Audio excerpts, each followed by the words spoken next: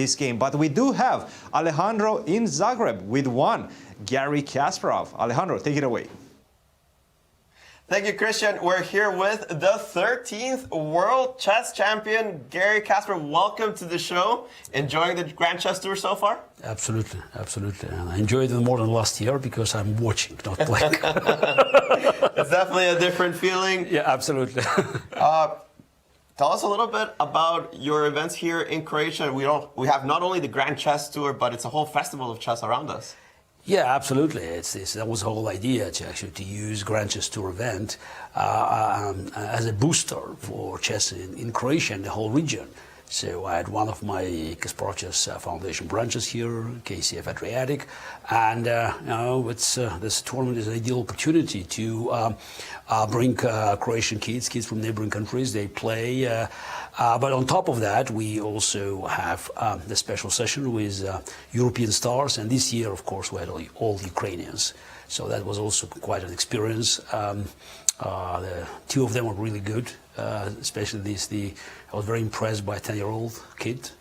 Yeah, it's somehow, the universe works in a very strange fashion. He's from Bucha, so we all know the name of the city for tragedy and for atrocities and crimes committed by Russian troops. But we may know the city as a place of one of the greatest talents. Again, a bit too early to say, but at age 10 to show such a mature understanding of the game, and so I was impressed. And also Igor Simonenkov, I am at age 13. So yeah, Ukraine definitely has talent. So that's it's not just the war there, but it's the country is still very generous with talents. I'm sure not only in chess, but I think that we will hear more about Ukrainian teams winning events in the future. 10 and 13, it's just like they keep getting younger and younger. These talents are amazing. Yeah, look, now they have access to data, to information. I remember myself, at that age, trying just to collect, just the pieces of information from newspapers, from chess magazines, making, the clips and writing something from the books. And now they just have to push a button or just, swipe their finger on the screen. And so they learn fast, and of course they can play a lot of tournaments. So we didn't have the same luxury. And so at age 12, 13, they're already experienced international players. So this is now we grandmaster at age 12 at Mishra, for instance. Yeah, it's no one is surprised about it anymore. So it's the again, I'm very pleased that in Croatia, so this is my adopted country. So the chess is gaining popularity, and there's a big support from the government, and of course SuperUnited in Croatia, their company. They're already making commitments for at least for the next year. So it seems that with SuperBet sponsorship, chess gained new grounds in Eastern Europe, Bucharest, Warsaw, Zagreb. So I think it's great because we have many talents in this part of the world, but not many tournaments. So actually, when I was active chess player, I except Yugoslavia, I never played in Eastern Europe because it was Soviet bloc and there were secondary tournaments. Right. Yeah. And now we see quite a boost. And I've no doubt that all these events, like one in Zagreb or in Bucharest, they will help to not just generate interest, but also will bring new talents, young talents from the respective countries. It's been an explosion of talent from here, from neighboring countries, and we see it everywhere. Everybody trying to be the next Magnus. Let's talk a little bit about the tournament. Especially because Magnus now is on the way to retirement. That's what we're saying. But I think the tournament is representative of the chess world. Everybody's fighting for second place, and Magnus head and shoulders still ahead of everyone. Look, it's interesting because it's I know I was I was in his shoes, so that's because everybody wanted you to lose. Everybody wanted just you to falter, and I think it's somehow I think in the beginning of the tournament, Magnus was. Yeah, he was. You could feel that he was uneasy. I think it's a big statement that he has been preparing, and he was probably not sure what's next, and it showed. And his game was not very convincing. So not at all. And then it's at one point everyone said, oh, well, maybe he's now going down. Boom. the train Magnus was back on the rails. Back on track yesterday with an incredible amount of victories. 7 wins, 2 losses, no draws at all. And today, yeah, but it's about the style. It's about the style, aggressive style. So and it's also, it's energy. So it's the, you watch his games and it's as if his pieces had more energy. So it's I think he's not taking on, secondary position. So there's all the best players in the world are here. So, but they were no match, and we'll see what happens now. So it's a relatively slow start for him. For Magnus, relatively slow start. He's still way ahead. 1.5 points is how he started the day. Yeah, but it's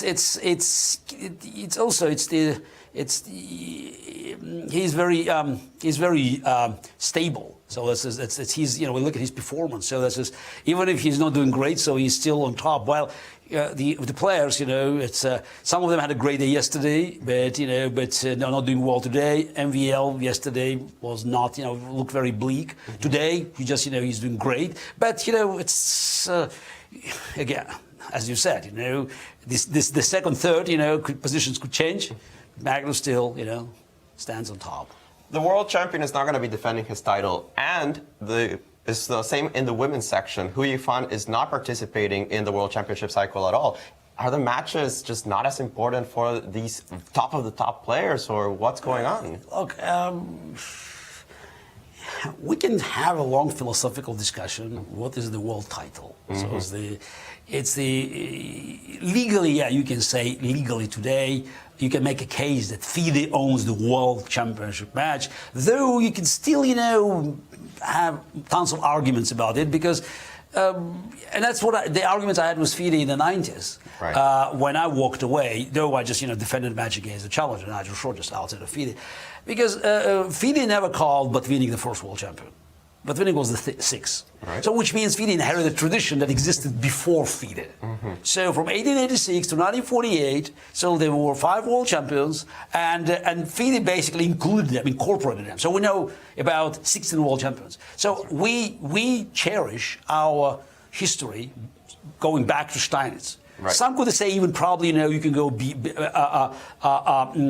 beyond, so this is, or just back in the timeline and talking about Morphy, but let's start with official, quote unquote, official championship. So 1886, by the way, St. Louis, so played a role in this event. That's how they started, yes. And this, this kind of collision has never been resolved. Mm-hmm. Technically, you can say that in 2002, when we signed this agreement in Prague, because it was myself and Kramnik, so yeah, we somehow abandoned our rights, as world champions. So we merged, FIDE line with the historical line, and then when Kramnik played Topolov, so that's everything has been, amalgamated. But still, the question is, Magnus is the best player today, and for the public, he is the called world champion. Mm-hmm. Whatever title you want to add to his name, he's still the best. And it would be very odd to see any match called world championship match without Magnus. I don't know there's an answer for this collision, but because at the end of the day, I don't know. Let's fantasize. What if Magnus plays Jan Outs? Or whoever. So how are you going to handle it? So this is who will consider match, let's again say, Nepo playing Ding, mm-hmm. where I don't know where they're going to play. So this is what it will be considered the match, a match, or mm-hmm. It will just bring us back to the situation in the late 90s. And it's just with all due respect to, let's say, to Kaufman and Kasimdzhanov, I'm sorry, that's not exactly the world champions that are remembered, because you also had, by the way, FIDE had its own world championships back in almost back in 1924. I think the Matheson was the first one of FIDE Congress. Then they even had the Bogolyubov. And that's how they actually used Bogolyubov as a challenger to Alokin. Yeah. So maybe someone else. FIDE had its own, champions. Yes, with the amateurs champions, and the big league always opposed back then before World War II, any of the attempts to intervene. So it's back in 1937, 1938. So it was all, like a club. So yeah, again, I don't have answers for that. So I think that going back to what you said, it's maybe the old format just is irrelevant. Maybe we should look for something like Grand Chess Tour. Magnus made this statement. I didn't pay much attention to what he said at the opening ceremony, that he strongly preferred Grand Chess Tour format with classic, rapid, and blitz to the traditional cycle. Maybe that's an answer. Again, we do not play, just for fun. We play for public.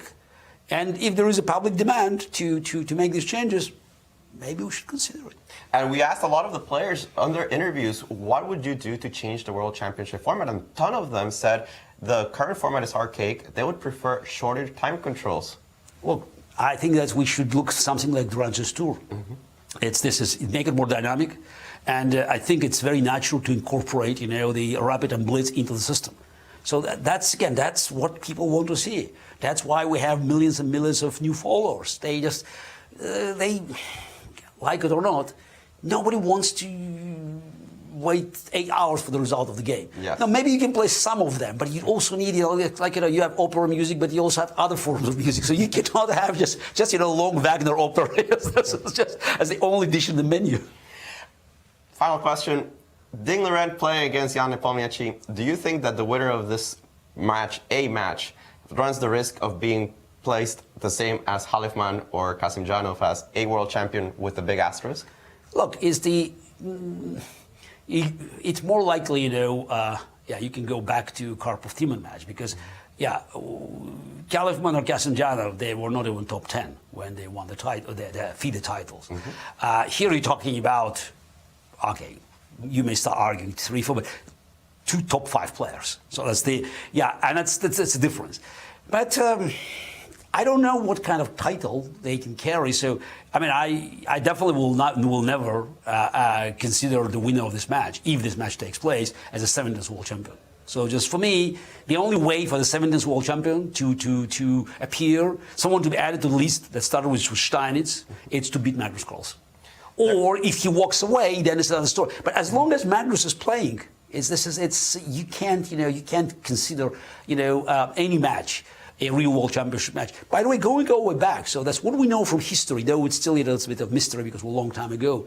The reason why the first official match, was declared in 1886, though the Steinitz played, Anderson, there was few events, because nobody was ready to accept a title as long as Morphy was alive. Morphy died in 1883, and only after Morphy's death, they were ready to play the match that chess public accepted as a world championship match. There you go. The 13th world champion says if someone doesn't beat Magnus over the board in a match, that's not going to be the 17th. I'm sure everybody's going to have their own opinions for that. Garry, thank you for joining us here in the show. We're minutes away, actually I'm 1 minute away from starting the next round. Absolutely, you want to stay with us? That would be fantastic. Just have a look. Let's see, what are the pairings that we have here? We got MVL Van Foren. Well, I gotta see Magnus Nepo. Magnus Nepo. What a nice coincidence. Yeah, actually, it was a coincidence. Nobody believes us. It's a coincidence. We are just about a moment away from starting. We can just. Magnus plays white. And Magnus plays white. Yeah, you want to analyze this one? Yeah, let's have a look. Of course, MVL, by the way, had a good chance against Magnus. I was surprised he didn't push pawn on h6. Right. It looked scary for the world champion there. Yeah, but it was he was under pressure, and then there was at one point he could have let h6 check instead in his intermediate check, and then take the knight. Can you even look at that? Yes, and it would be, this is the.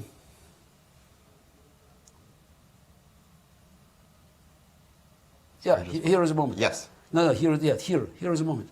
Play h6 right. Of course, h6 check. And it looks and then take the knight. And then take the knight with all these dark square weaknesses. Yeah, because it's king f6, g5 doesn't work. It's the pawn on a6 is too weak, so you should go there. Then you take, and you should play f6. But then you start pushing pawns here because g5, you always have this the weakness there. So there's a chance. I'm not saying it's nearly winning, but there's a very good chance, and he could have. Okay. And the game is on its way. Magnus using this kind of his favorite line is queen takes d4. And Yeah, Maxime, but, Maxime actually had a great prep against him in the rapid. I don't know. Yeah. It was perpetual. Yes, It was perpetual. It was D5. Yes, yeah, but it's well, we'll see. So just this is the famously they play bishop h6, e5. This is some sort of a very interesting line. Yeah. F5. F5, computer chess. Best move. Seriously? Garry looking at the engine in disbelief. F5? Yes. Seriously? Seriously. Modern chess. Seriously? This is why the 10-year-olds are good at chess now.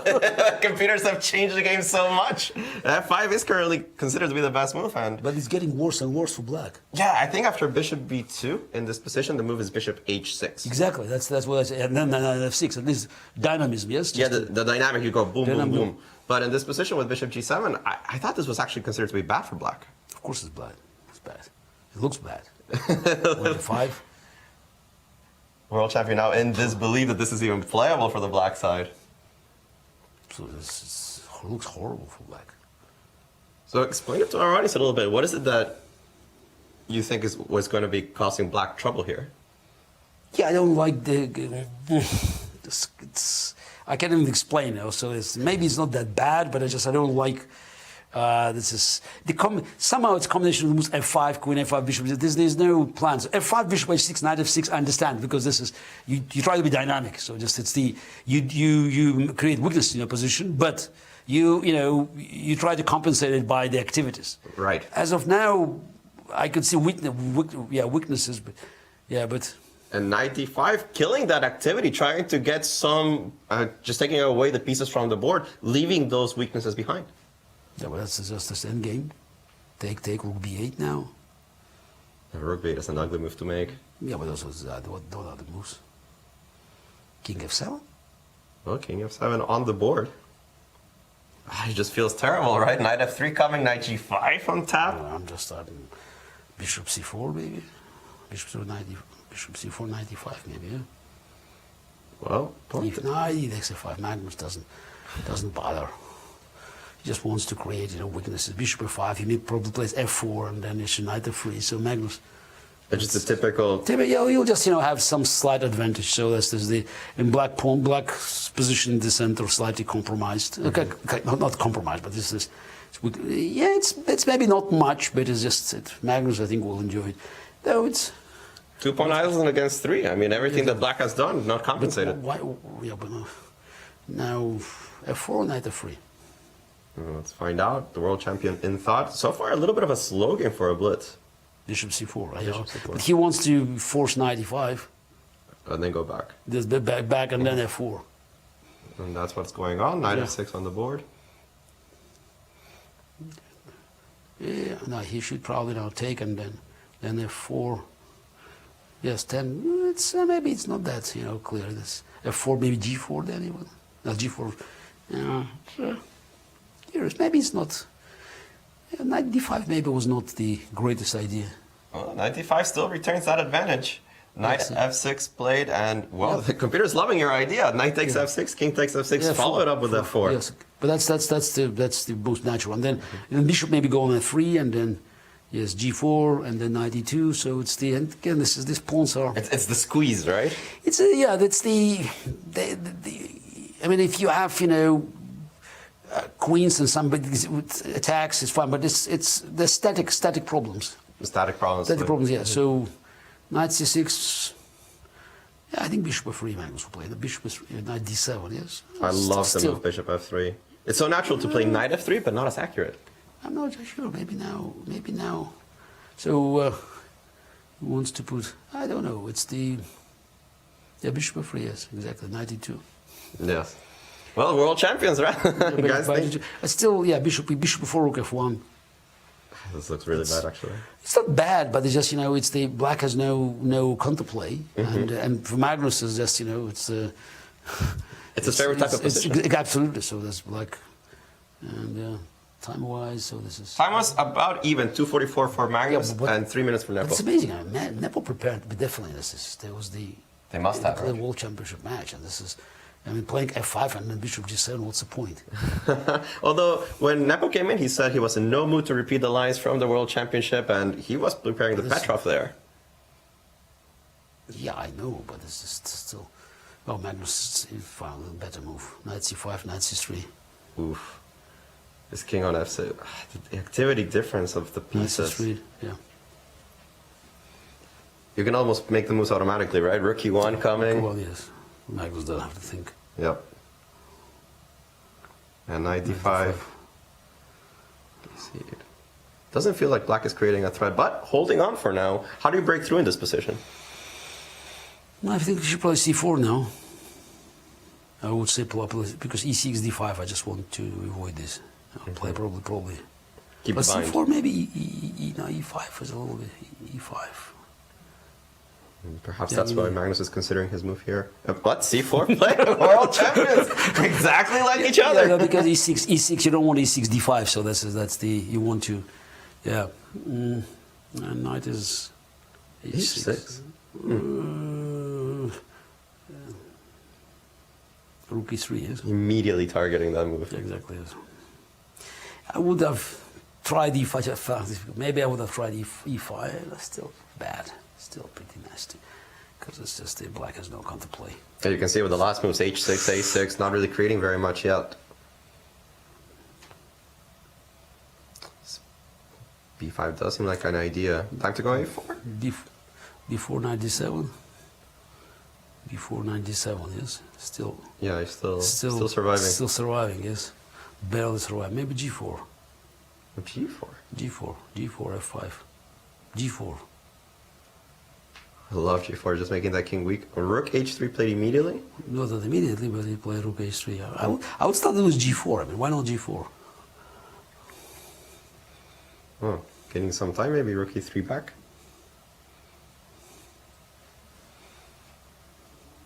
And I love the move g4. It just g4 cements f5. the... You know, start attack. You know, okay, he plays b5. You can take on b5 and then f5. Not worried about the just counterplay there, right? Yeah, but b4 are also weak, so this is yeah. But got counterplay. E7 is there, and then if he takes, then this is the. There you go. we're like 5 or 6 or 6 here in this game. G4. There you go. 5 next move, yes, because then you activate your rooks. Yeah. So, yes. I think black needs to do something right how now. e6, knight c3 is, and otherwise a5-5. Yeah. It's so complicated to create anything. Knight d7 Knight d7. voluntarily. Yeah, that's the he's trying to. Ooh, f5 anyway. Anyway, yeah, so it's the. Doesn't care that a knight comes to e5. Yeah, but it's the. Knight e5 is the only move yes now because taking. Taking seems to expose the king. Knight e5 played. Yeah, but I would f5. I would have probably wait. I would probably do just Right, because the move knight d7 was geared against that move, right? Exactly. Yeah. So this is maybe. It's the. I would have. Not rush, with the 5, a4. a4 takes. Feels like with the knight on e5. Yeah, but it's 5 was definitely premature. I would play maybe h4, just move, continue this advance there, or maybe a4 if you want to play a4 and a5. So, but why knight on d7? I don't know what was black's next move. After knight d7. What would be his machine's best suggestion here? It says knight d7. It likes the move knight c3 as the best move, or h3, just keeping the position. Yeah, so this f5. F5 was a problem. Still, it's interesting. So because it's an attack, but he has some counterplay. Well, the players are down to about just over a minute each. Yeah. Remember, they do have those 2 seconds. Still unpleasant. Yeah. Pawn on h6 is just about to drop. Yeah, because this is the second rook also will come. Yes. Yeah. So rook g2 check, king c3, rook h8, rook h3. Yes. Seems like a pawn to me. Yes. Magnus will. And I think that's why Nep was taking so long in this move. He doesn't see a good way to defend the pawn. Where's the counterplay? b5. There we go. What is the point of this? If I take. This is the only chance for this. That he wants to die. But look, if I simply take 2 times, what's happening? Rook g2, king a3. I think the king is safe on b4, right? King absolutely safe on b4. Absolutely safe on b4. See, no. Yeah, there you go. A takes b5 as well. No, I see no. Oh, rook c5, hitting the knight and the pawn. Knight c3, rook g2. I guess you have rook e2. The rook to take the king a3, while king a3. So just this is now. I could see a pass pawn. Yeah, what I see is a pass pawn. Look, this is a queen. Yeah, it's winning. It's winning now. After b5 was winning. After b5. Yes, it's winning now. Rook g2 on the Yeah, board. no, that's winning. Yeah, but b5. I'm curious. What was the best move instead of b5 here? Rook g2 and rook H8. h8. Yeah, but that's the. And then tries to hold the ending. Yes, exactly. Yes, but that's very too. Idea is a5 9. Very interesting idea actually. This is a5 knight c6. Basically, the keeping king on a3. Okay, but now it's the that's. Rook c8, and that's going to be a second pawn. Yeah, but that's the. Rook takes h6 on the board. Nepo down to 20 seconds as well. Not a lot of time for him. But it's not about 20 seconds. It's about bad position. That's also true. Check, blocks with the knight.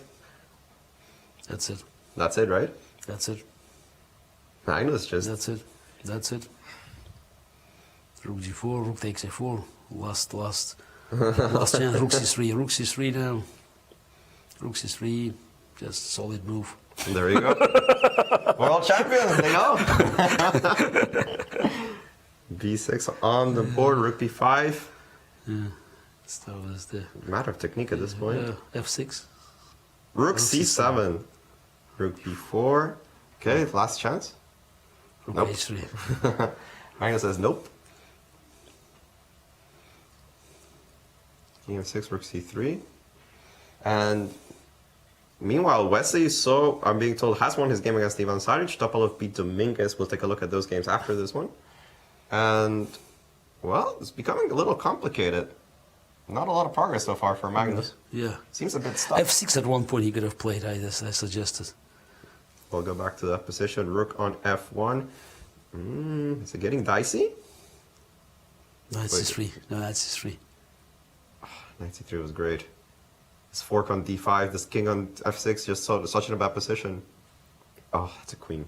It's a queen. That is a queen. Queen is coming. Rook c6 played with 1 second on the clock. There we go. Queen b8, and he's resigned. Yeah, but this is, you have to like king f7, move like king f7 here. So this is interesting. He always, stalled, Magnus, unstoppable. This was a big chance for Nepo with the black pieces, but There was no chance. There was no chance. There was no chance. I mean, that's just the moment they reached this end game. So I think it was very clear. That's it. So what's happened today in the round? So it's the who's behind Magnus now? Nobody, yes. Yes, nobody is. That's basically the answer. That's basically the answer. Magnus is in first place, and there's a bunch of people somewhere else. Good thing we have dinner on time.